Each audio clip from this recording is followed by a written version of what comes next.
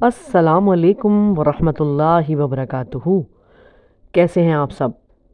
امید ہے ایمان تقوی کی بہترین حالت میں ہوں گے۔ اللہ پاک سے دعا ہے کہ دنیا اور آخرت کی بھلائیاں آپ کے نصیب میں لکھ دے، آمین ثم آمین۔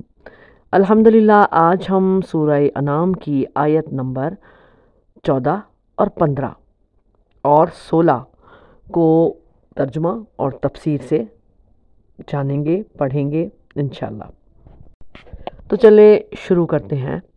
اعوذ باللہ من الشیطان الرجیم، بسم اللہ الرحمن الرحیم۔ قل اغیر اللہ اتخذ ولیا فاطر السماوات والارض وہو یطعم ولا یطعم قل انی امرت ان اکون اول من اسلم ولا تکونن من المشرکین۔ ورڈ ٹو ورڈ ترجمہ دیکھتے ہیں۔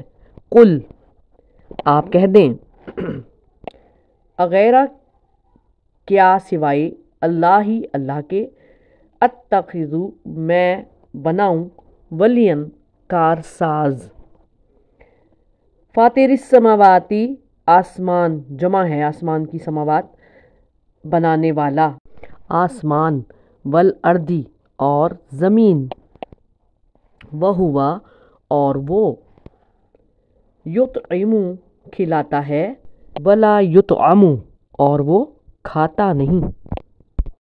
قل، آپ کہہ دیجئے، انی امرتو بے شک مجھ کو حکم دیا گیا، ان کے اکونا میں ہو جاؤں، اولا سب سے پہلا، من جو یا جس، اسلمہ حکم مانا، ولا اور نہ،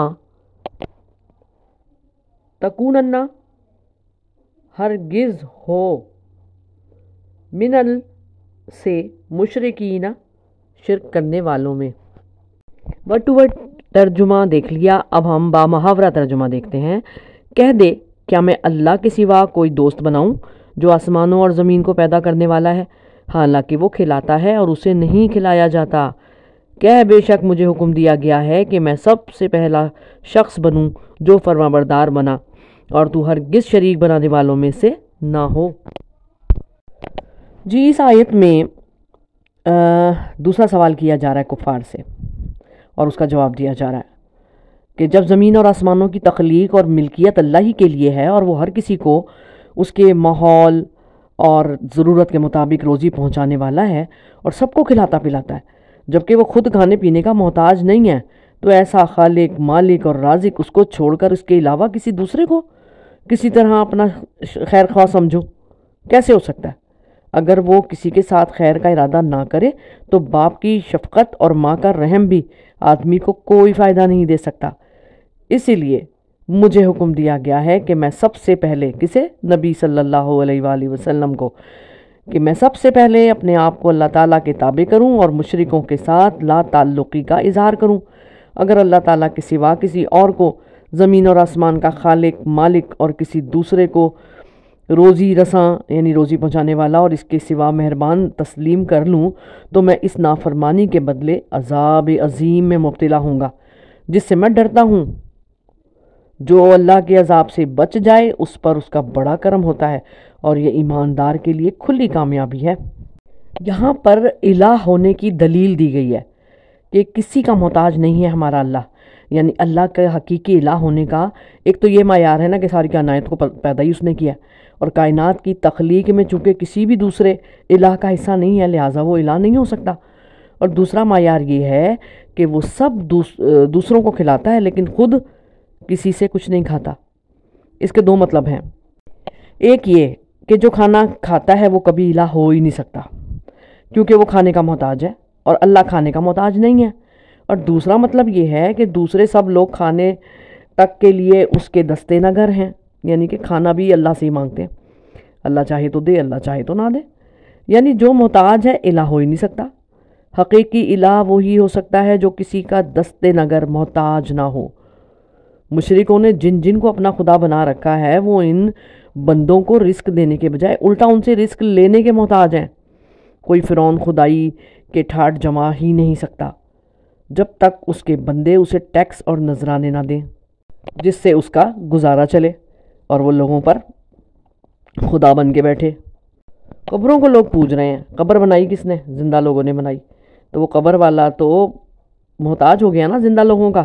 اسی طرح ایک لوگ مورتی کو پوج رہے ہیں اور چڑھاوے چڑھا رہے ہیں، تو یہ مورتی تو خود محتاج ہے اس کی جس نے کس کو بنایا ہے، استغفر اللہ۔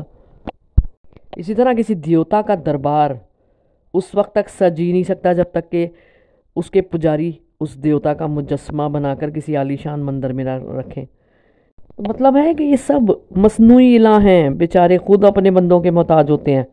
اللہ تعالیٰ ہی کی ذات وہ ذات ہے جو اپنے بلبوتے پر قائم ہے، اسے کسی کی ضرورت نہیں ہے بلکہ سب اسی کے محتاج ہیں، اور یہی اس کے حقیقی الہ ہونے کا سب سے بڑا ثبوت ہے۔ نہ اسے بھوک لگتی ہے، نہ پیاس لگتی ہے، نہ نیند آتی ہے، سب کو اسی کے سامنے سر تسلیم خم کرنا چاہیے۔ اگلی آیت دیکھتے ہیں۔ بسم اللہ الرحمن الرحیم قل انی اخاف ان عصیت ربی عذاب یوم عظیم۔ ورڈ ٹو ورڈ ترجمہ ہے قل، آپ کہہ دیجئے، یعنی نبی صلی اللہ علیہ وآلہ وسلم کے لیے لفظ استعمال ہوا ہے۔ انی، بے شک میں، اخافو، میں ڈرتا ہوں، ان، اگر، عصیتو، میں نافرمانی کروں، ربی، اپنا رب، عذاب، عذاب، یومن عظیم، بڑا دن۔ کیا بنتا ہے اس کا با محاورہ ترجمہ؟ دیکھتے ہیں۔ کہہ دیجئے اگر میں اپنے رب کی نافرمانی کروں تو بے شک میں ایک بڑے دن کے عذاب سے ڈرتا ہوں۔ یعنی رسول اللہ صلی اللہ علیہ وآلہ وسلم کی ذات سے اللہ کی نافرمانی ہونا ناممکنات میں سے ہے۔ دراصل یہ دوسرے لوگوں کو تنبیہ کے طور پر کہا جا رہا ہے کہ اگر رسول بھی اللہ کی نافرمانی کرے تو قیامت کے دن اس سے بھی بات پوچھی جائے گی، باس پرس ہوگی، محاسبہ ہوگا، پھر دوسرے لوگ اپنا انجام خود ہی سوچ لیں۔ تو نبی صلی اللہ علیہ وسلم سمجھا رہے ہیں کہ اگر میں نے بھی رب کی نافرمانی کرتے ہوئے اللہ کو چھوڑ کر کسی اور کو معبود بنا لیا تو میں بھی اللہ کے عذاب سے نہیں بچ سکوں گا، تو تمہارا کیا انجام ہوگا اس بات کو تم خود سوچ لو۔ کیونکہ جو شرک کرتا ہے نا وہ ہمیشہ جہنم میں رہنے کا بندوبست کر لیتا ہے اپنے لیے، اور اللہ جبار کی ناراضگی مول لے لیتا ہے، اور بہت بڑے دن جو کہ قیامت کا دن ہے اس سے مراد ہے کہ اس کے عذاب سے ہر کوئی ڈرتا ہے، قیامت کے دن کے عذاب سے، اور اس کی سزا سے بچنے کی کوشش کرتا ہے، کیونکہ جو اس روز عذاب سے بچ گیا وہی در حقیقت اللہ تعالیٰ کی رحمت کے سائے میں ہوگا، اور جس نے اس عذاب سے نجات پالی وہی در حقیقت کامیاب ہے۔ جیسے جس کو اس دن کے عذاب سے نجات نہ ملی تو وہ بدبخت ہے، ہلاک ہونے والا ہے۔ تو اللہ پاک نے نبی صلی اللہ علیہ وآلہ وسلم کی زبان مبارک سے اعلان کروا کر دوسروں کو بتایا کہ اگر بفرض محال، ہونا نہیں ہے کیونکہ نبی صلی اللہ علیہ وسلم معصوم ہے، گناہ کر ہی نہیں سکتے، لیکن بفرض محال معصوم اور نیک ترین بندے سے بھی کسی نافرمانی کا ارتکاب ہو جائے تو وہ بھی ہمارے عذاب سے نہیں بچ سکتا، پھر دوسروں کے لیے کیوں کر ممکن ہے کہ انبیاء کو جھٹلائیں اور پھر ایسے جرم کا ارتکاب کرنے کے باوجود ہمارے عذاب سے اتنے بے فکر ہو کر بیٹھ جائیں۔ ارے ڈرو اس دن سے جس دن تم سے اس بہت بڑے جرم کی باس پرس ہوگی اور تمہارے شرک کا انجام عذاب عظیم ہے۔ اگلی آیت۔ بسم اللہ الرحمن الرحیم من یصرف عنہ یومئذ فقد رحمہ وذالک الفوز المبین۔ اس کا ورڈ ٹو ورڈ ترجمہ دیکھتے ہیں۔ من، جو یا جس، یصرف، پھیر دیا جائے، عنہ، اس سے، یومئذ، اس دن، فقد، تحقیق، رحمہ، اس پر رحم کیا، وذالک، اور یہ، الفوز المبین، کھلی کامیابی ہے۔ تو ورڈ ٹو ورڈ ترجمہ دیکھنے کے بعد با محاورہ ترجمہ کیا بنتا ہے تو دیکھتے ہیں۔ जिस शख्स से उस दिन वो हटा लिया जाएगा तो यकीनन उसने उस पर रहम कर दिया और यही खुली कामयाबी है। कहा जा रहा है कि जिस शख्स से उस दिन वो हटा लिया जाएगा, वो क्या? अजाब, हौलनाक अजाब। अल्लाह ताला का अजाब बड़ा हौलनाक होगा और जिस शख्स को उस दिन अजाब से बचा लिया जाएगा तो ये अल्लाह की रहमत से होगा। इरशाद बारी ताला है, जो आग से दूर और जन्नत में दाखिल कर दिया गया वो कामयाब हो गया। सूरह आले इमरान आयत नंबर 185। इसलिए कि कामयाबी खसारे से बच जाने और नफ़ा हासिल करने का नाम है, और जन्नत से बढ़कर नफ़ा क्या हो सकता है। जन्नत में आला दर्जात तो दूर की बात है, अगर कोई शख्स उस दिन दोज़ख के अजाब से निजात भी पा जाए तो समझे कि उसने बड़ी कामयाबी हासिल कर ली है और अल्लाह ने उस पर अपना ख़ास फजल और रहमत कर दिया है।